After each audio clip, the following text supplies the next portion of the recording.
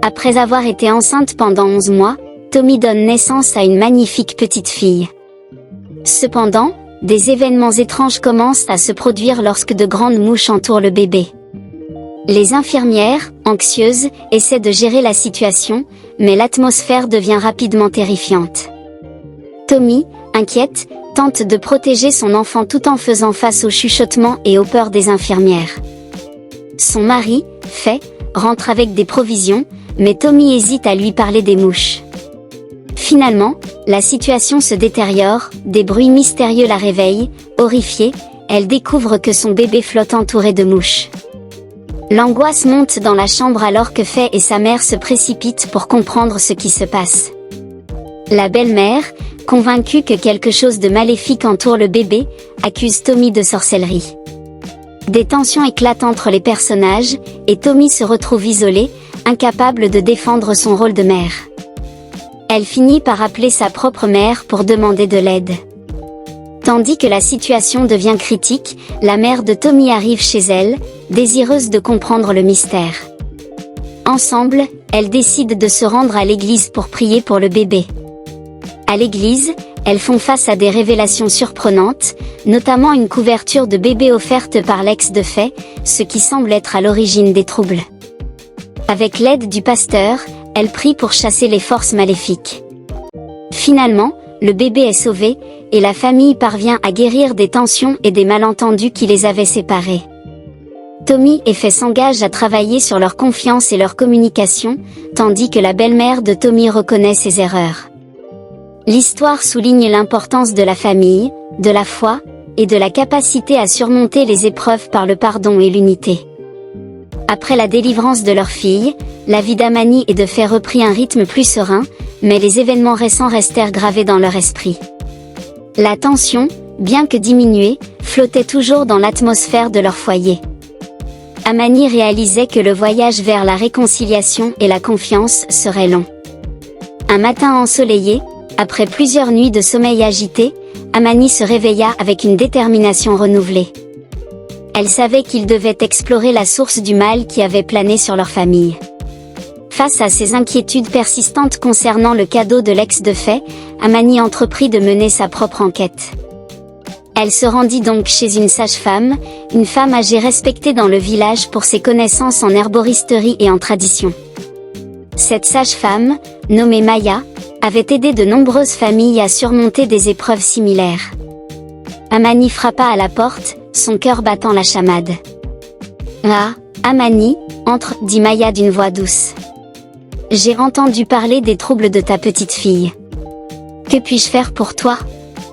Amani lui raconta tout, des étranges mouches aux accusations lancées par sa belle-mère. Maya l'écouta attentivement, hochant la tête avec compréhension. Il y a des forces dans ce monde que nous ne comprenons pas, et parfois, le passé revient hanter ceux qui l'ont ignoré, expliqua Maya. Je vais te fournir des potions de protection qui aideront à éloigner les esprits malveillants. Avec les potions de Maya en main, Amani retourna chez elle. Elle savait que, pour avancer, elle devait également apaiser son esprit. Elle décida d'organiser une cérémonie de purification, invitant non seulement Faye et sa mère, mais aussi sa propre mère pour renforcer les liens familiaux et effacer les doutes. La cérémonie se déroula dans leur jardin, rempli de fleurs colorées. Amani alluma des bougies et fit brûler des herbes fragiles. Alors que les odeurs de sauge et de lavande flottaient dans l'air, elle prononça des prières. Faye s'approcha et prit la main d'Amani dans la sienne. « Je suis désolée pour tout ce qui s'est passé, Amani. Je n'ai pas été présent quand tu avais besoin de moi, avoua-t-il. Ses yeux étaient emplis de larmes de regret. Nous devons apprendre à communiquer, Faye. Je veux croire que nous pouvons surmonter ceci ensemble, répondit-elle avec une douceur réconfortante. Les semaines passèrent, et petit à petit, la distance entre les membres de la famille commença à se réduire. La mère de Faye, malgré ses erreurs, montra des signes de changement. Elle s'excusa sincèrement à Amani et proposa son aide pour s'occuper de son petit enfant. Je réalise à quel point j'ai été égoïste. Cette petite fille mérite un foyer uni, déclara-t-elle. Amani, bien que réticente au début, accepta de lui donner une seconde chance, tout en posant des limites claires. Les réunions familiales devinrent plus fréquentes, et à chaque occasion, Amani et Faye faisaient un effort pour créer un environnement positif. Ils commencèrent à partager des histoires de leur passé, mêlant rire et larmes, ce qui renforçait leur lien. Cependant, ces moments paisibles furent brusquement interrompus par des bruits étranges émanant du jardin. Un soir, Amani sortit pour enquêter. Elle aperçut un groupe d'ombres dans l'obscurité, entourant une lumière scintillante. Curieuse, elle s'approcha et découvrit un groupe d'enfants du village, qui jouaient autour d'une petite clairière illuminée par des lanternes. « Venez, Amani. Regarde ce que nous avons découvert », cria un enfant. À l'intérieur du cercle, des dessins avaient été tracés sur le sol avec des pierres brillantes. Amani se joignit à eux, son cœur léger. Cet espace, peuplé de rires d'enfants, était un havre de paix et de joie. Elle se mit à penser à la façon dont de simples moments comme celui-ci pouvaient apporter un réconfort immense. Avec le temps, le souvenir de l'incident avec les mouches et les accusations disparut lentement en arrière-plan, remplacés par des souvenirs de rire, de malice et d'unité. Amani prit la décision de partager cette joie acquise avec d'autres mères du village, créant un groupe de soutien où elles pourraient échanger des histoires, des conseils et des rituels de protection. Chaque jeudi après-midi, elles se réunissaient autour d'un feu, où les mères prenaient la parole pour partager leurs défis et leurs triomphes. Ces rencontres aidèrent grandement à renforcer la communauté, et Amani se sentit plus forte en tant que mère et femme. Malgré ce vent de changement positif, Amani se rendit compte que les conséquences du passé pouvaient parfois reprendre surface. Un jour, une lettre arriva par la poste, envoyée par l'ex de Faye. Amani, en l'ouvrant, pouvait sentir une tension rôder. La lettre contenait des mots doux mais veillait à rappeler à Faye ce qu'il avait laissé derrière lui. « Je veux que tu sois heureux, Faye. Je n'ai jamais cessé de t'aimer » était inscrit en lettres cursives. Amani, la lecture finie, ressentit une douleur familière et la peur que tout cela pourrait encore perturber leur nouvelle harmonie. Elle se tourna vers Faye, partageant ses découvertes avec une voix tremblante. « Nous devons discuter de cette lettre. Je ne voudrais pas que cela devienne un problème. » Faye, conscient de la gravité de la situation, acquiesça. Il reconnut ses erreurs passées, promettant de lui donner toute l'assurance qu'aucune ombre du passé n'entamerait leur bonheur.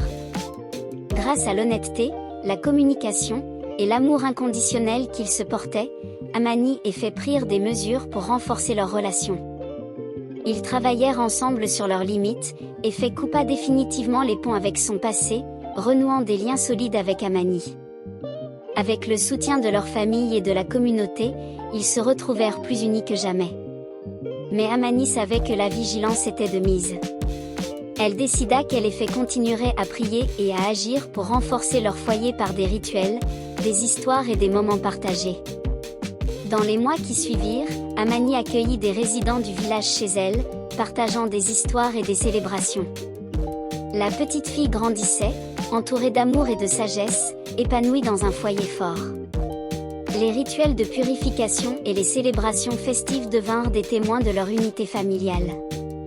Amani savait que tant qu'ils resteraient unis, en priant et en s'épaulant mutuellement, aucun mal ne pourrait les atteindre. Avec le temps, la famille d'Amani transforma leur passé en apprentissage précieux et devint un modèle pour les autres. La véritable force résidait dans l'amour, la compréhension et la capacité à affronter les tempêtes ensemble. Ils avaient découvert que même après des épreuves sombres, la lumière pouvait renaître. Ainsi, Amani et Faye, main dans la main, continuèrent leur voyage, unis par la foi, la résilience et l'espoir pour un avenir radieux. Merci d'avoir pris le temps de lire l'histoire d'Amani et Faye. À travers leurs épreuves et triomphes, nous avons vu l'importance de la famille, de la communication et de la foi. Leur parcours rappelle que, malgré les défis, l'amour et la compréhension peuvent construire des ponts solides et apporter la paix. Si vous avez apprécié cette histoire et souhaitez en découvrir d'autres, n'hésitez pas à vous abonner pour recevoir des mises à jour. Ensemble, continuons à explorer des récits inspirants qui touchent le cœur et élargissent notre perspective sur la vie. Merci de votre présence, et à bientôt pour de nouvelles aventures.